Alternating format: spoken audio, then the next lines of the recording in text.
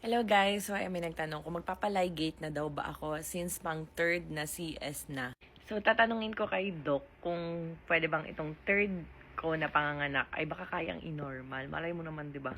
Kasi alam nyo guys, story time lang. Nung first na panganganak ko kay Natnat, as in parang 24 hours ako noon sa hospital. Ay hindi, parang hindi ko na maalala kung 7 days pala. Pero 24 hours akong nag-labor noon ang alam ko. Tapos, di pinipilit ni Doc na ano daw ako na normal delivery kasi parang ayaw niya akong biakin dahil nga daw ang flawless, sayang daw ganun. Tapos, parang 24 hours ako nag-labor, tapos in-induced labor pa ako, pero ayaw talagang bumuka ng ano ko. Ayaw talaga niyang bumuka kahit anong gawin. Kaya, anong nangyari? Sabi ko kay Doc, kapag parang 12 ata nun, kapag 12 p.m. at 12 p.m. wala pa, biakin mo na ako. Sabi kong ganun. Eh ako naman kasi, okay lang sa akin normal or ano, pero parang 2 cm lang yung binuka. Tapos yun, gusto ko talaga mag-normal. Pero yun nga, bottom line, CS. Tapos, ayun. Nung kay Natnat naman, tinetesting ulit parang mag-normal. Pero ayaw talaga niyang bumuka. Ayun kay Talia na pala. Ayaw talaga niyang bumuka.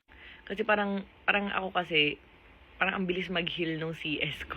Ewan ko, parang sabi nga nila, ano pa raw yan sa loob. Pero parang wala talaga akong maramdaman. Unlike yung sa iba na parang taon na, pero nasasaktan pa rin sila dun sa ano nila. Ako talaga parang wala akong maramdaman as in. And ngayon, parang wala din akong maramdaman na yung pain dun sa biniak. So, ayun nga, kay Talia Rose, tinatry ko pa rin mag-normal, pero ayaw talaga. So, bottom line, naging CS na naman ako. Tapos ngayon, why not? Subukan natin, di ba? Pero sabi kasi ng asawa ko, ano daw, kapag ka daw nakalalaki na daw siya, magpapavasectomy daw siya. Kasi nga, ayun, nagulat ako nung sinabi niya yun.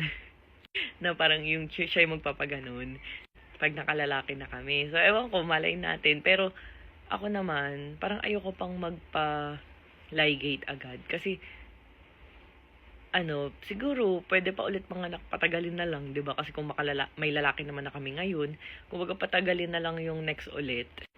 Depende, char. Depende sa aking asawa. So, sabi naman ni Doc, okay lang naman daw kahit ilang beses kang mas-CS, basta kaya pa ng mattress.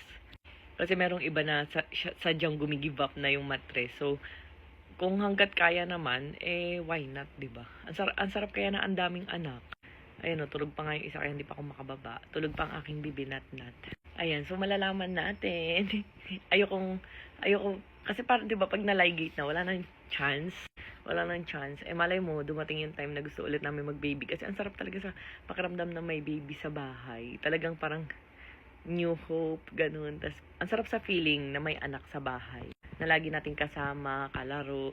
As in, tapos, example, parang galing kami sa labas o kaya sa garahe. Pagpasok namin sa bahay, si Natnat sumasalubong yan, sabi, Mommy, I love you. Daddy, I love you. Gumagano siya. Parang nakakawala ng pagod. As in, ang sarap sa pakiramdam. Ayun.